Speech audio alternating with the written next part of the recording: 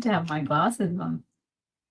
And we're live. Hello. We are. Good Here morning, we good go. afternoon, good evening for those of us based somewhere where it's evening time. It's morning here in Australia, so I'm really happy. The sun is shining, although it's a bit chilly in the air. It's winter time here. But it's a lovely day, and I am so excited to be kicking off the Make Change Happen live series back on, because this time around we have something really special, something that you guys can apply straight away. It's not about frameworks, it's not about theoretical applications of concepts. This is about actually moving the needle, actually doing the change work and seeing the shifts in real life, in real time. Now, my guest this morning is Bob McGann. We are so blessed to have Bob with us. Bob, thank you. Oh, you're As very you welcome. know, Thank you. probably from following my feed and from the things that I have done, Bob and I are longtime collaborators. We love working together and we have lots of fun doing it. So I thought, who's the best person to kick off this session with? Bob's got an enormous amount of experience, not only about change and project management, but actually running experiments and doing shifts and seeing how they happen. So today, what we're going to talk about is how do we get a different perspective of, when things are happening and starting to run fast and there's so many concurrent changes and processes going fast. How will we perhaps know when not to follow the rule book? And that's some of the tricky nuances that we will be coming up with. We've got a set of experiments that we'd like to cover today. They are on the landing page. So if you guys head on to christina.charenkova.com/experiments, you can grab a copy of those. And without further ado, we're going to launch into the first experiment. Bob, how excited are you? I'm very excited. This is great, and this is my favorite one. So, let's go. Let's go. Let's do it. So this is kind of your signature experiment, right? It is. You love talking about this. Plus, it features a dog, which is, I think, one of your favorite animals. That's true too. So this is the guide dog case. And it's a guide dog case because as a guide dog, you are taught, or the dog is taught, to follow certain rules and how to lead the owner to a certain outcome. But of course, the dog has to use its intelligence for when to apply certain brakes and to push back on certain commands. So we thought this is really interesting application to when it comes to change management, and to project management, anything that includes organizational shifts, business transformation. So there's a lot of frameworks and a lot of processes and a lot of motion, I guess, a lot of viewpoints of how things should be done.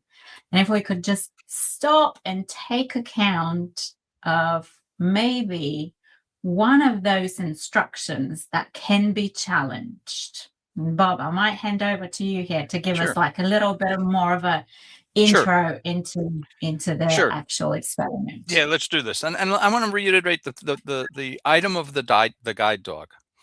The guide dog has more information or different information than its master does, because the guide dog, particularly for those who are vision impaired, the dog can see things that its master cannot.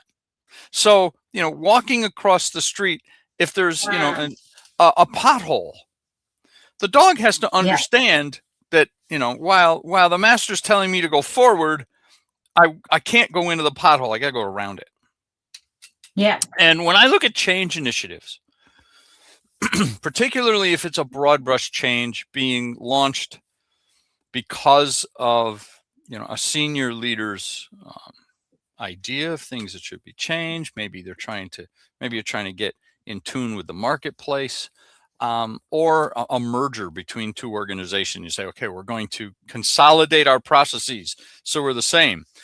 And I guarantee the senior leaders do not know the nuances between those two processes in a merged organization. They may have the same labels, they may look the same, they may smell the same, but actually executing them in a merged environment could be really complex. And so the idea of the experiment of the guide dogs case is to say, if you walk into a senior leader and say, this isn't going to work, that's going to be a really short discussion. Okay. It's really be a really short discussion.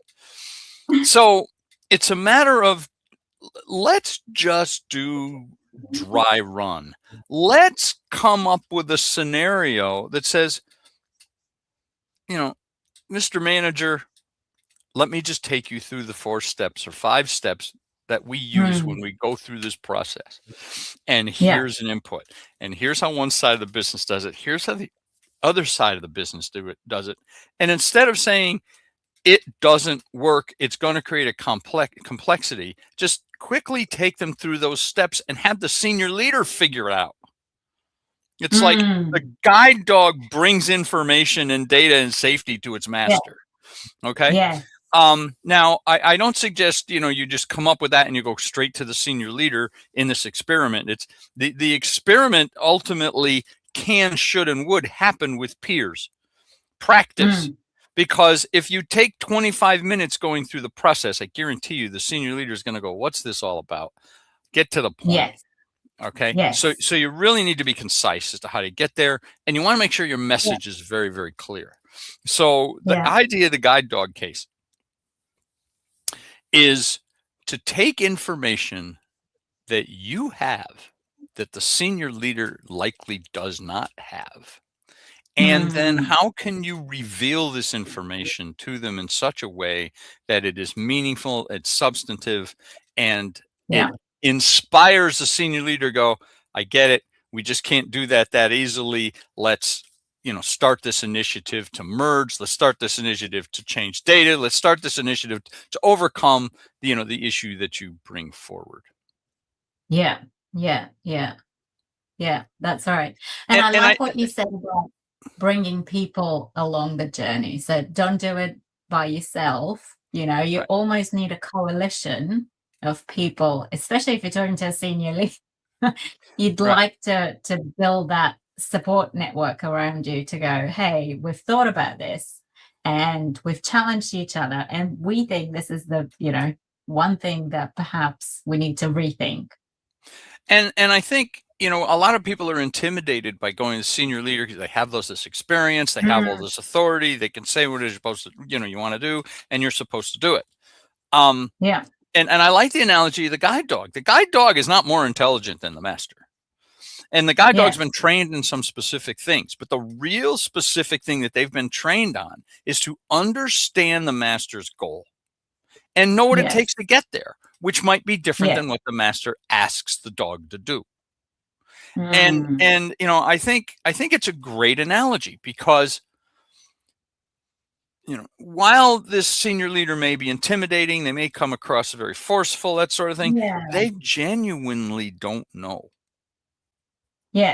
things at a process level in the vast majority of instances. So you actually have information that they do not have, that they need to understand, so you can work on a direction, a set of processes, an approach that actually makes sense, so they don't fall into a pothole when they thought they were just crossing the road.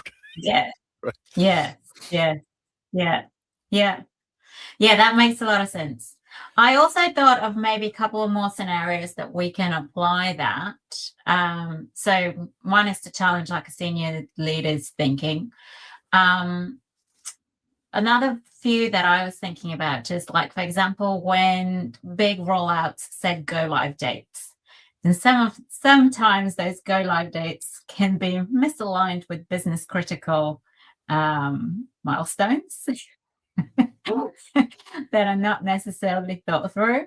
So that's one really good way of challenging those, documented, tested with a few trusted peers and escalate it for a discussion, of course, and say, hey, this is something that we think it's not going to work, not going to land for us. Yeah.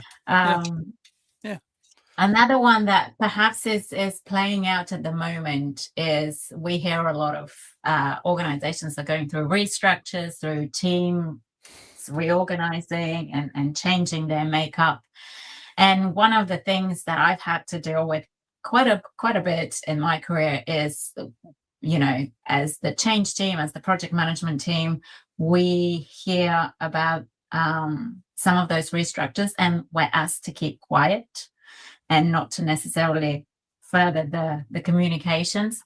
Right. So one way of dealing with this is to document what the risk is and what the implications of that staying silent is, or not sharing that information forward, and share that with the leadership. And again, build a coalition around it, and make sure that you test it out as a concept, and then challenge the thinking of the leadership.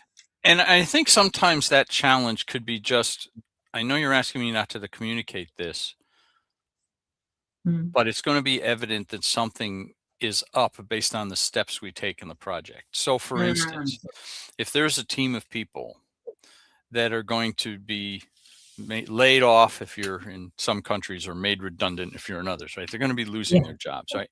And on this project, you need someone with their skill.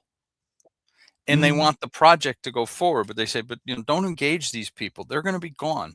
So you go and get an outside contractor. Well, everybody's going to go,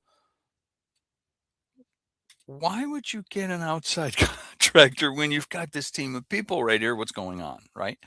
And that's kind of that's very simplistic, but there's often, directions that senior leaders want to take, and they don't think through the possibilities of how evident is going to be in your change initiative or your project initiative, whatever the case may be, with what you do or don't do versus, the environment. And, they tell you, okay, go ahead, keep going. It's going to be obvious that something's happening. So, they're telling you not to communicate it. You're just communicating it indirectly instead of directly. And often when that happens, people are going to blow it up and make it even worse. Their imagination is going to take hold, and it's going to be so. That's a really interesting guide dog case when you can see the steps that you have to take and how they would be perceived as logical or not logical based on the situation, and non-logical ones are going to be, okay, something's changing, and people are going to not think it's good news, and again, typically make it even worse than it's going to be. Yeah, and it erodes the trust. It erodes the whole team ethic. It's just bad news. So, absolutely. Yeah.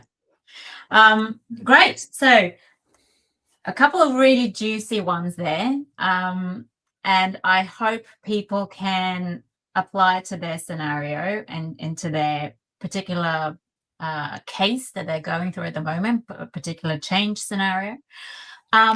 If you are just joining us, please feel free to give us your hot change questions. We are ready and really eager to answer them live on air. If you would like to grab a copy of the experiments that we're talking about, they are located at the link just at the bottom of the screen. So go ahead, grab those. Now we're going to launch into the second experiment, which I think it's one of my favorites. It's called the optional reply. Now, the optional reply it's kind of like keep doing the same thing just because that's how we do things, right? This is the process, and I'm following the process, and the process says I need to get so-and-so's approval before I move forward, or it says I need to tick this tick box and I haven't quite yet gotten there. So it's kind of following something blindly, or because the system tells us to follow it blindly.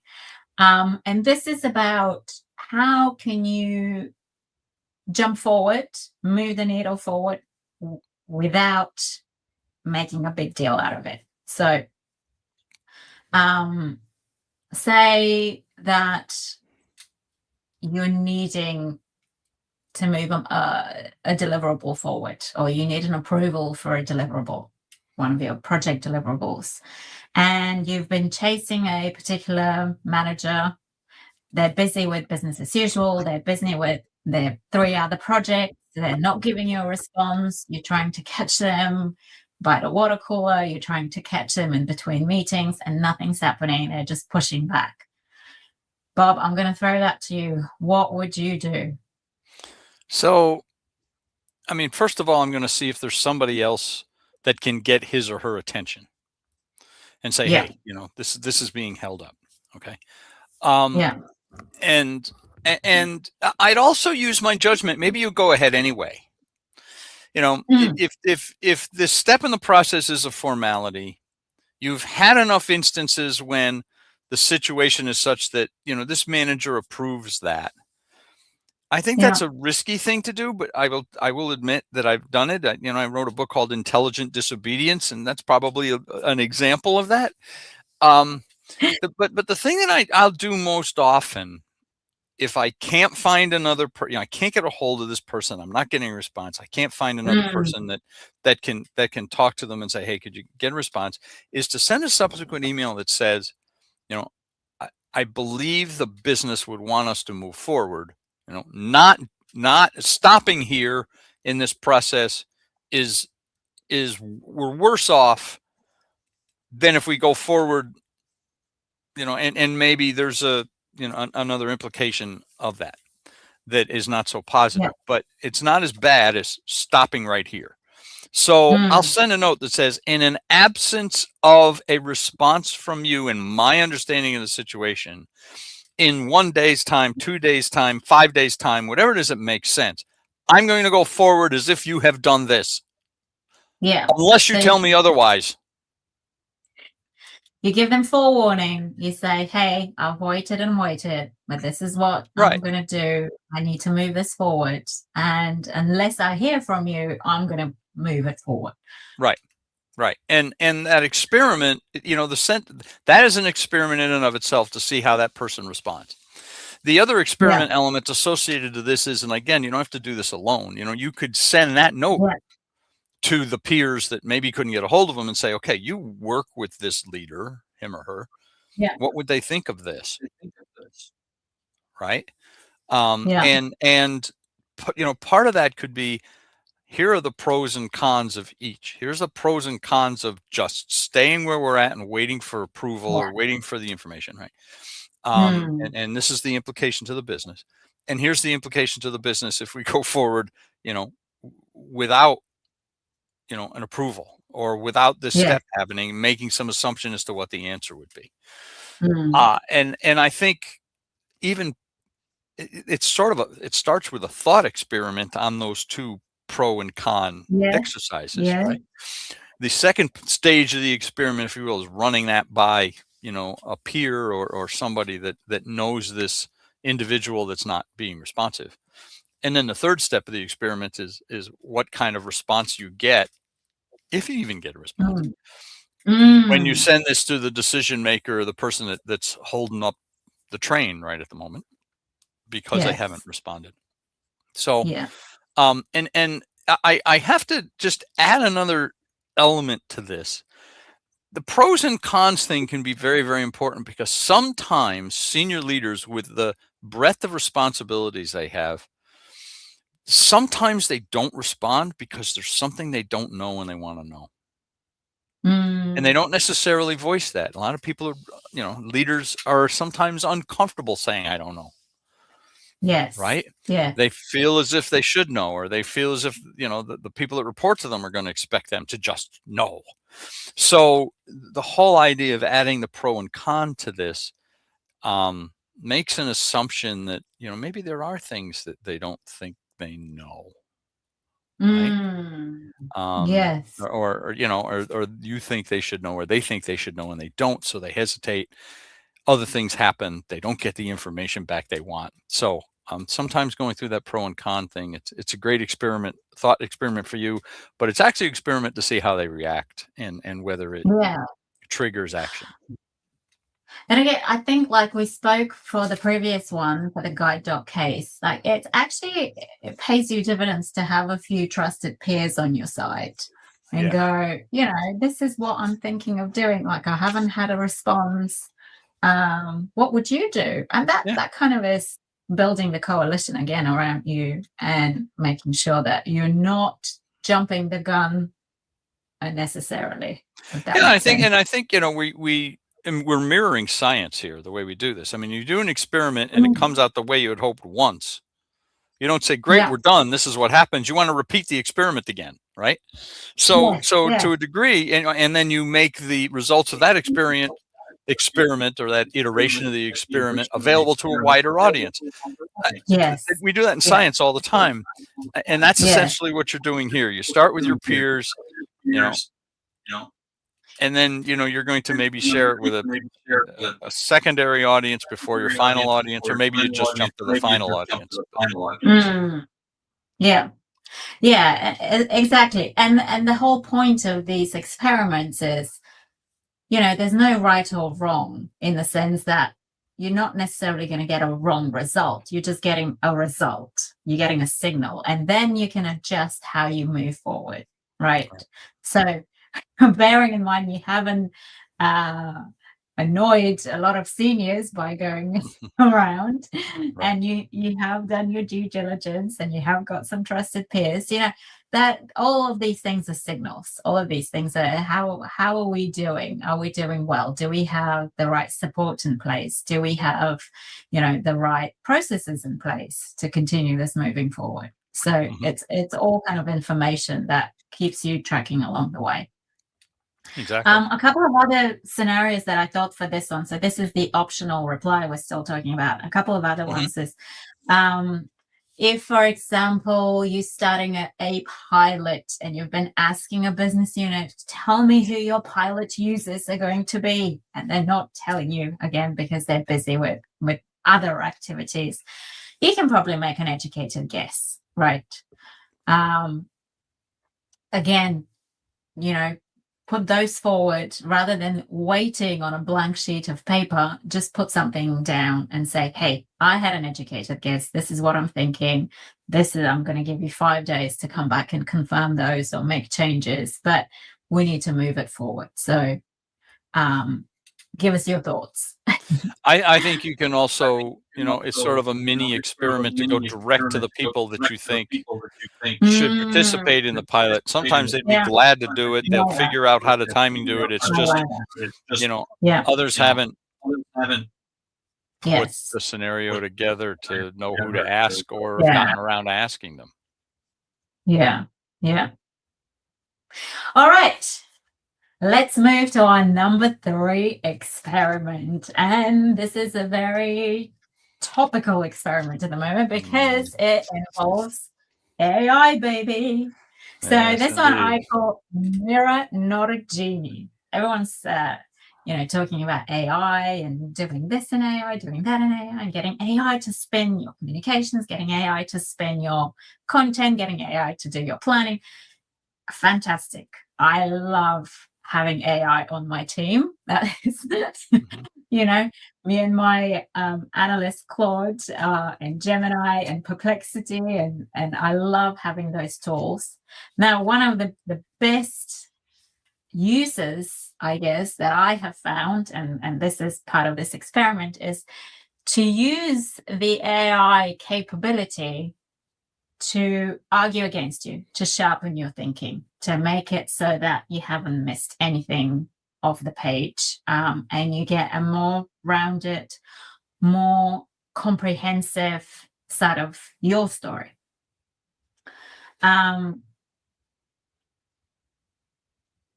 So how would you run it? You can get your favorite AI tool and explain the details of your project. Now, I say this cautiously because organizations and users are at their different stages of usage. There are different approvals that are in place. So I would not put any user information. I would not put any organizational information. I would make it super generic. Let's talk about project X and let's talk about stakeholder Y. But you can describe what the outcomes of these initiatives are. You can describe what the stakeholders' views are, and are they difficult stakeholders? Are they challenging you? Are they a supportive stakeholder? And so on. And then you can get the AI to give you a more holistic picture, or to challenge your view, and to give, you can say, well, what am I missing here? Can you help me see this from a different perspective, from someone who would be challenging me on these points? Can you help me see this from a perspective that I'm an end user and I struggle with the use of this new tool? Bob, I'll throw that to you, because I'm sure you'll have different scenarios to contribute. Yeah. I mean, so I've gotten into the habit of not asking AI for an answer, for asking the AI for multiple answers. So if I'm looking to build, I don't know, I'm looking to build a training plan as part of my change initiative. All right. I'm saying, I would like you to give me 3 or 4 training plan options that I can then go look at and determine where to go from there. Yeah. And so I do a first set of processing of what I like and what I don't like, right? I might combine them, whatever the case may be, right? But I also go back to the AI and say, okay, given this scenario, which do you think would be better, A or B, and why? Yeah. So it could be I put in the plan that I have built from those options, or I might really like 1 or 2 of them, or one I really want to understand better. So, I mean, this whole thing is a little set of experiments to me. I'm going to see what it's going to come up with. Have a play. Have a play, as a friend of mine likes to say. Have a play. And I will experiment with different ways for the AI even to analyze. And then sometimes I'll say, I don't get this piece. I really think in our environment, with a description of the environment, obviously, we should drop this and add this. And sometimes we're going to, sometimes I'm real serious about that question. Sometimes I'm just putting something out there to see how the AI will respond. Yeah. But it really allows me to take some of my experience, some of my question, things I might want to validate, and doing, using the AI's power of going out and checking tons of things that are out there to help me contrast that information. Yeah. I like using it for like specifying or tailoring communications to different user groups. Let's have a read from this notice and see if someone was burned through a reorg. How would they read into it? What is, how would they perceive the communication? This team has been part of 3 change programs in the last 3 months, right? How would they feel about this new information coming out? So having a play with those sorts of things, and it is like having a play. And you can, the great thing about AI is a conversation, right? And you can keep going backwards and forwards. I think that's the other thing I want to stress for the people that are joining us, is that is a part of the experiment series, right? You keep going backwards and forwards and go, hey, let's tweak this. Oh no, I don't like it like that. Let's go back to the first iteration and see how that plays out. So and one of the things that we run into in change initiatives is different cultures. Could be different company cultures, different country cultures, regional geography cultures, backgrounds. And I really like, whether I'm, I might be asking it to help me draft a letter that I'm ultimately going to edit, or come up with, plan or terminology, or we talked about training plan, how we would communicate the need for people to get educated on a tool. How can we do that in such a way that is culturally sensitive? And maybe we have multiple communication for multiple regions, because and the AI can come up with that probably better than I can if I'm not directly involved in, that I don't have cultural immersion in that area. Yeah, I love that. There can be lots of cultural nuances between regions. I've had the opportunity to work in Asia and to work with Europe and to work with US and between communicating to those different regions of how we do things, it's very different. You talked about Project X, stakeholder Y, whatever the case may be. I mean, it's good to say, I'd like to get some perceptions from the AI as to how this is going to work with a person that's very hesitant, or maybe overexcited and wants to go forward too quickly, or someone that just doesn't want to spend money, so they're wanting to be financially frugal. I mean, you could take these different perspectives, put it into the tool and say, or if I'm dealing with this person, is there a way I should word this differently? Or what do you think of the wording that I've used? It's, you can also tie this experiment to our first experiment, to the guide dog case. And, when you're going to a sponsor, when you're going to a senior leader, and get it to, explain the AI, explain the scenario to the AI, and practice your conversation with the sponsor and say, hey, if I get challenged, what are the 3 things that person, that leader might want to know from me? Help me practice those. Yeah, absolutely. I love that. Yeah, absolutely. All right. So this is going, I think, really well. I hope that it's giving people some thought nuggets and some really practical tools that they can use into their day-to-day change and project work. We're going to launch into our 4th experiment. Now, again, if you're joining us or if you're watching this as a recording, I'm just going to put the experiment link underneath, so people can go and grab those if you want to have a copy. If you're watching this as a replay and you've run one of the experiments or you're having questions, please hit us up on the chat below. I read all of the comments and I'd love to hear from you. I'd love to hear how you've run them, what happened, what are the follow-up questions that you would have. Now, let's launch into our 4th experiment. The planted dud. It sounds playful, shall we say, Bob? It is, and I will, I've done this, and it is.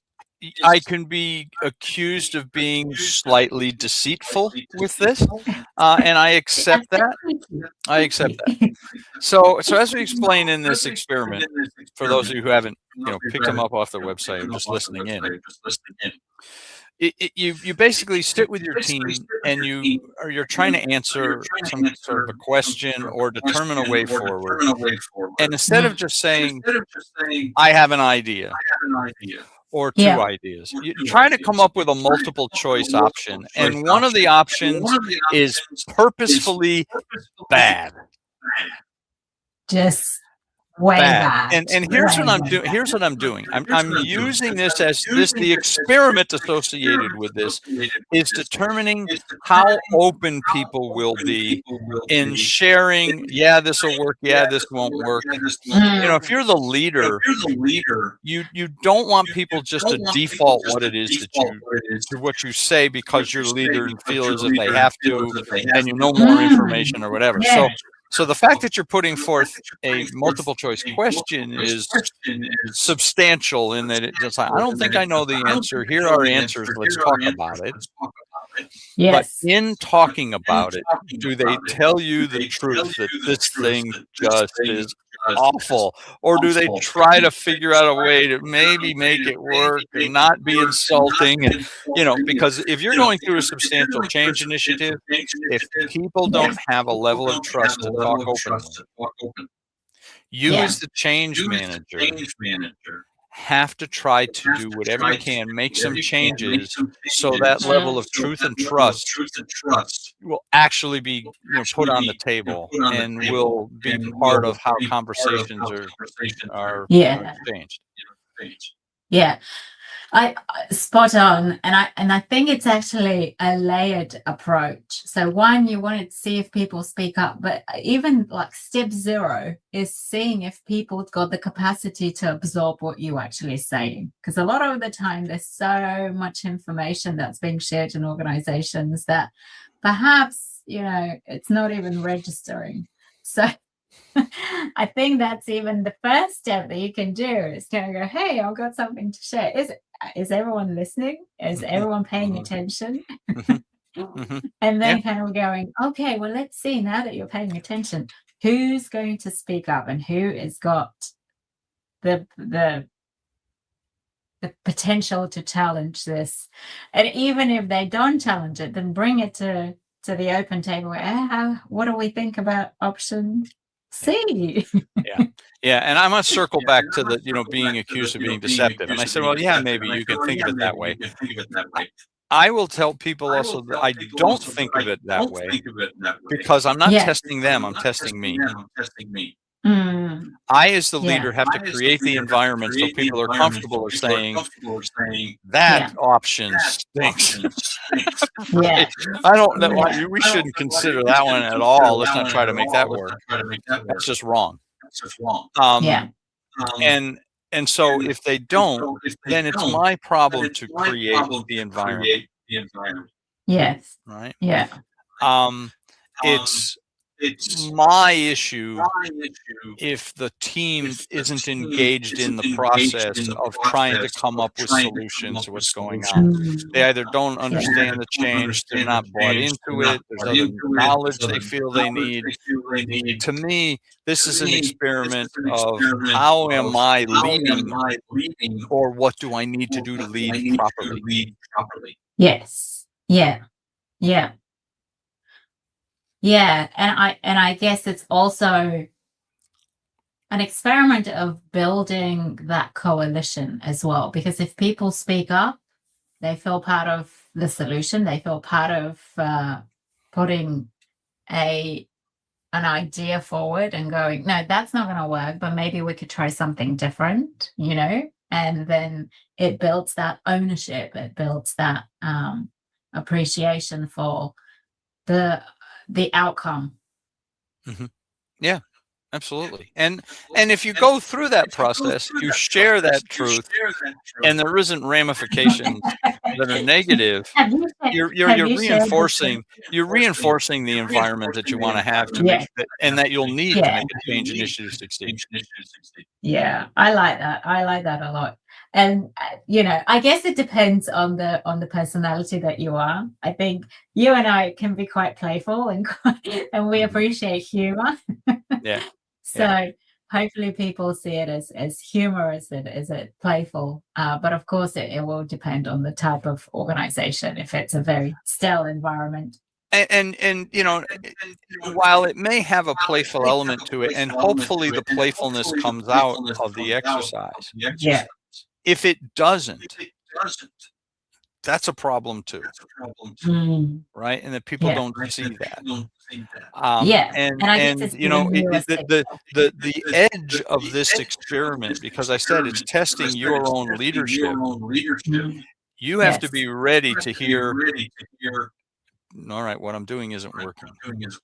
Or I'm going to have to, I don't know if the word is recover, or alter, or work on some environmental concerns that the team's behavior is pointing out. Yeah. I love it. I do like that one. I think that's going to be part of my overall suite of experiments in the coming weeks. Now, we've also got one more to talk about. This one is called the pre-mortem, and it's not a post-mortem, it's a pre-mortem, and it's trying to anticipate what could go wrong. Or assuming that something goes wrong, it's to write out what has gone wrong and to try to fix it before it goes wrong. Yeah. This is beyond, I think, this is beyond just coming up with, with a risk plan, a series of risks and how you'd address them. This is actually looking at, a bigger picture of something failing, some outcome occurring that was not anticipated, and it not necessarily tied to one event. Right? Yeah. So when I see a risk plan, I see a specific event, and I think about a specific event, right? Yeah. We are anticipating, the next version of a software release, and we need that to be able to implement the change. Well, what happens if it's late, or what happened? Okay, so you have specific event, specific outcomes. This is more global than that, And the more experience you have with initiatives that have gone wrong, the better this exercise becomes. Yeah. And let's just circle back to what you said earlier. So this is not the risk register. This is not us sitting down and coming up with 20 risks and mitigations for those risks. This is not this. This is kind of thinking of it as a scenario, as a story, writing it out and engaging people along the way of, what this has happened. We assume this has happened badly. And why has it happened and what can we do? But this is before it has happened. And it's a technique that it was championed, pioneered by a Gary Klein, who apparently was he did a lot of work into risk management, but he wasn't a risk manager or a project manager himself. He was a psychiatrist, and he did a lot of work into that area. And he found out that if people get into that mindset and actually write it out as a story, that a lot of the story becomes more believable rather than just as a risk register, right? Risk registers are quite succinct and okay, this happened. What are the mitigations? And we don't necessarily follow in the same involvement. We don't necessarily trust what could go wrong. That would never happen. Right. And let's put it down as a risk. So he made it so that if it's a believable outcome, a believable negative outcome, that we can anticipate that and we can mitigate it. Sure.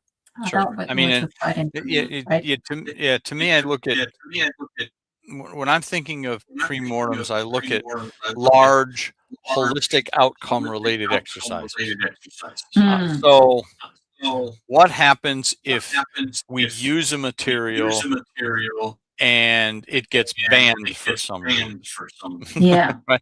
What happens if our competition leapfrogs us before we even get this product back?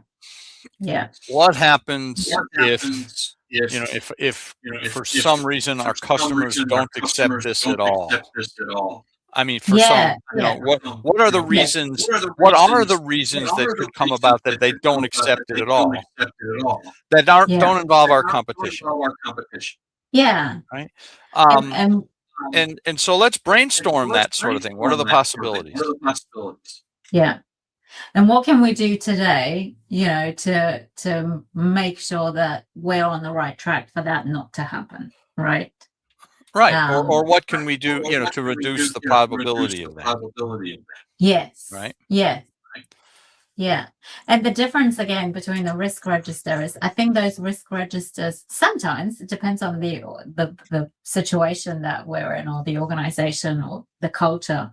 A lot of the time that the risk register is only opened when things have happened and we go, okay, we listed that as a risk. What do we need to do now? Now that, yeah, I mean, hopefully you have a remediation action, and then it's a matter of just executing that action. But this is much bigger than that, and leads usually to a whole series of tasks or experiments in and of themselves. I mean, to me, a pre-mortem is a thought experiment, and it often creates other validations or thought experiments along the way to say, where are there any indications out there that this might happen? Yeah. And it's like scenario planning, which gives us inputs. It gives us different perceptions, different perspectives, especially if it's done as a group, in a collaborative sort of environment. Mm-hmm. Yeah. Okay. And again, people that have had experience where things have really gone wrong are fantastic to have in this. And if those people aren't there, let's just go back one a little bit, because we were talking about AI earlier. And what are the worst disasters that have happened when coming up with a project to do whatever it is you're doing? Yeah. Love that, because you can use the different thoughts from the AI to circle back and to give you some of that ammunition, maybe. Fantastic. Well, this is the 5 experiments done. Can you believe it? We've been talking for over 45 minutes, which is absolutely fantastic. Hopefully it's given people a lot to think about and a lot that they can go and try. Now, again, if you need to grab a copy of those experiments, follow this link, or you can find us on LinkedIn and connect with us. And happy to talk about experiments, happy to talk about AI, happy to talk about change and project management. Both Bob and I are on LinkedIn. We've been lucky enough to also have a library of courses on LinkedIn Learning. So if you're curious more about project management or change management, please feel free to go and check those out. Again, if you're watching this as a recording and you've got lots of burning questions, put those in the comments and we'll come back to you. We read all of the comments. Bob, absolutely. I am so thankful for joining me. Thank you for kicking off the experiment series on Make Change Happen. It's exciting. It's, I think, something that gives people a practical tool to apply straight away. Something that you can apply today on your own, or something that you can do with your team. It builds coalition, it builds signal and information of where you are at and what you can do to change your circumstance or to change your perception. And it's something that we can all do. So they're really practical and useful tips, and hopefully people can take that away. Indeed. Thank you for the invitation to be part of this. I really appreciate it. Yeah, it was so much fun. And we can do it again when people want to hear more about experiments and change. This is only a few. I think we've got more experiments we can really talk about. We've got lots more behind. Yes. So thank you, everyone, and appreciate your time and attention being here. Thank you, everybody.